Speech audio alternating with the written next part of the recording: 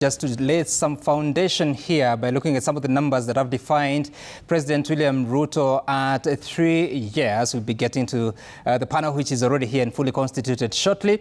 But first, on the numbers, we're talking about those 3 years, and we begin by looking at what has happened to the cost of fuel. You'll recall that in September 2022, particularly on 13th, which was the day before price reviews, a litre of petrol was selling at 159 shillings, 12 cents, a litre of diesel 140 shillings, and kerosene was 127.94 cents. Of course, that has changed over time, evolving to highs of more than 200 shillings, but now settles at 185 shillings 31 cents for a litre of petrol, 171 shillings for diesel, and 155 shillings for kerosene. You can see the change there, almost 27 shillings on top. And of course, this is expected to be reviewed again on the 14th, which is on Sunday this week. On what has happened, there was a subsidy that was withdrawn. You recall that in the regime of President Uhuru Kenyatta, there was a fuel subsidy. It was withdrawn as soon as President William Ruto came to the office. There was a government-to-government deal that was signed in March 2023, changing how the country imports fuel products or petroleum products from different parts of the world. The VAT was revised in the year 2023. From 8% to 16% on fuel. That, of course, contributed to the high prices that we talk about today. And then along the way, in August 2023, there was a fuel stabilization that was introduced, but this didn't stay for long because at the moment, you're just talking about very minimal intervention, especially for diesel and kerosene. What else has happened over those 3 years is that the cost of food has also been changing. Of course, the president and the government have been talking about dropping of inflation, but the cost of bread has changed from 55 shillings in September 2022 to 65 shillings. That is for the 400-gram loaf of bread.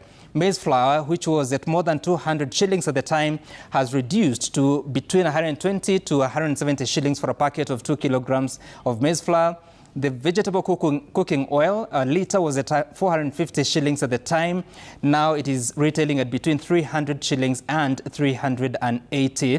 For sugar, a 2-kilogram pack has moved from 316 shillings. It had gone up, but now settling down to about 349. So you can see still on the absolute terms, in absolute terms, it is still more expensive than it was in September 2022.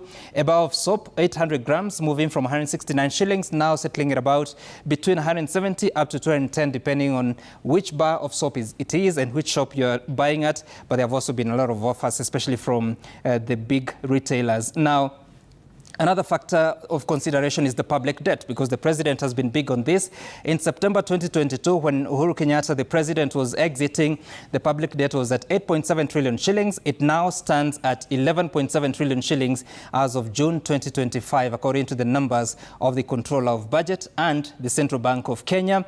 The difference is 3 trillion shillings new loans in 3 years, so an average of 1 trillion shillings per year. So what has happened to the structure of the public debt?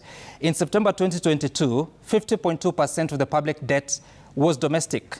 49.8% was external, so it's almost a 50-50 basis, but now has grown to 54% of the public debt, specifically at 6.3 trillion shillings, is domestic, and 46%, which is 5.4 trillion shillings, is external. So you can see domestic growing by about 2 trillion shillings, and the external loans growing by 1 trillion shillings. And